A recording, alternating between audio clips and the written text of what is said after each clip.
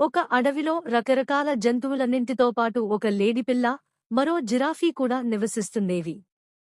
లేడిపిల్లకు కుందేలు, కంచరగాడిద, అడవిదున్న, జింక లాంటి స్నేహితులు ఎక్కువ. వాటితో హాయిగా కబుర్లు చెప్పుకుంటూ, గంతులేస్తూ ఆనందంగా జీవిస్తుండేది. అయితే జిరాఫీని చూస్తే మాత్రం వెంటనే గేలిచేస్తూ పొడవాటి మెడదానా అంటూ వెక్కిరించేంది. దాని మాటలు విన్న ఇతర జంతువులన్నీ పగలబడి నవ్వుతుండేవి. అయినా అన్నింటినీ ఓర్చుకున్న జిరాఫీ, నా పుట్టుకే అలాంటిది. కొంగకు పొడవాటి మెడలాగే, ఏనుగుకు పొడవైన తొండంలాగే తనకు కూడా దేవుడు ఈ పొడవాటి మెడను ఇచ్చాడు. అయినా నా మెడ ఉపయోగం కూడా తెలిసివచ్చే రోజు ఏదైనా రాకుండా పోతుందా అని మనసులోనే అనుకునేది.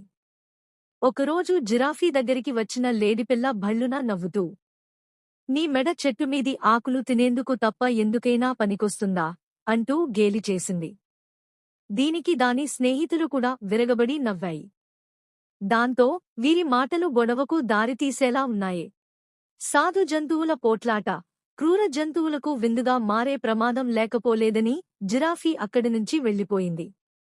ఆ తరువాత లేడిపిల్ల దాని స్నేహితులు కలిసి కడుపునిండా పచ్చిక తిని, నది ఒడ్డుమీద హాయిగా గంతులు వేయసాగాయి. లేడిపిల్ల ఆడుకుంటూ వెళ్లి అమాంతం ఊబిలోకి పడి